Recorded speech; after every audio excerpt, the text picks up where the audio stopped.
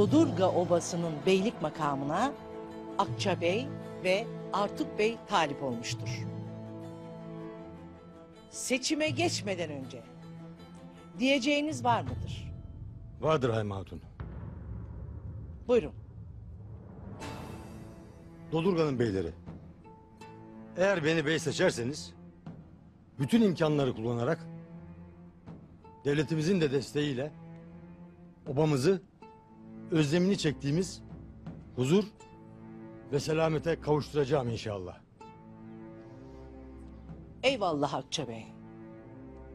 Artuk Bey, senin diyeceğin var mıdır? Vardır Hayma Hatun. Buyur. Dodurga beyleri. Gayrı Dodurga Obası'nın kendi iradesini ve şuurunu canlandırma vakti gelmiştir. Obamızı selamete kavuşturmak için lazım olan kudret kendi içimizdedir. Benim beyliğe talip olmamdaki gaye de bundandır. Gelin el birliğiyle obamızı selamete kavuşturalım. İnşallah bu seçim obamız için hayırlı olacaktır.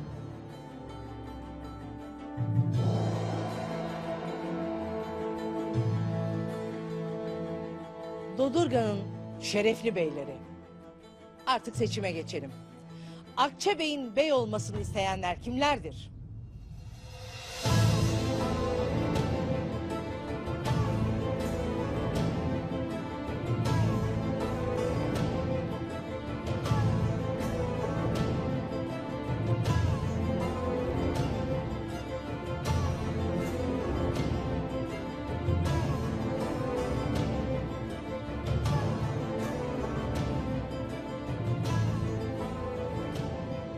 Artuk Bey'in bey olmasını isteyenler kimlerdir?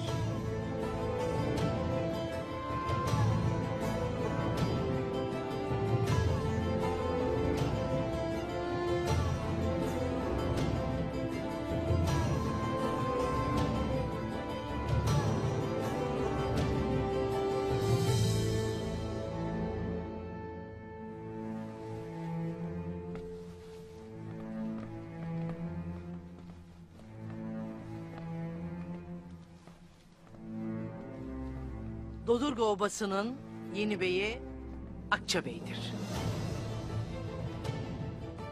Hayırlı uğurlu olsun. Sağ ol Hayma Hatun. Buyur.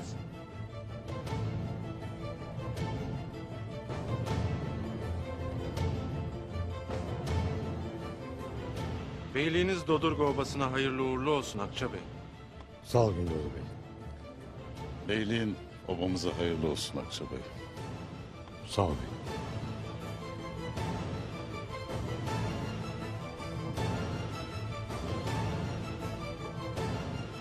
Beyliğin obamız hayırlı olsun beyim.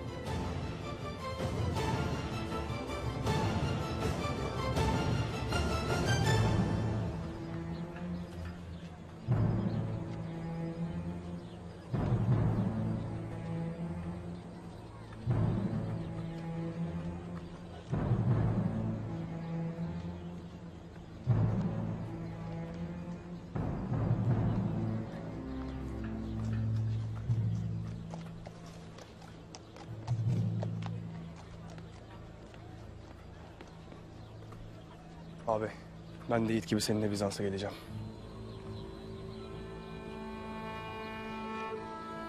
Ya anam? Anam gelmezse? Ağabeylerim anamı yalnız koymazlar. Ben de seni yalnız koymayacağım.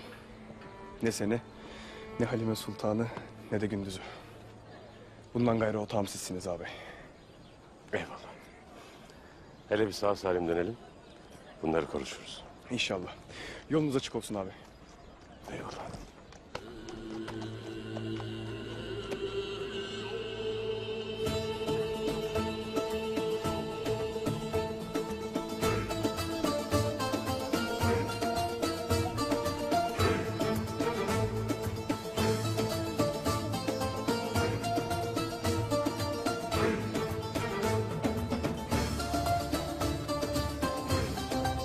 Allah'a emanet. Allah'a emanet abi.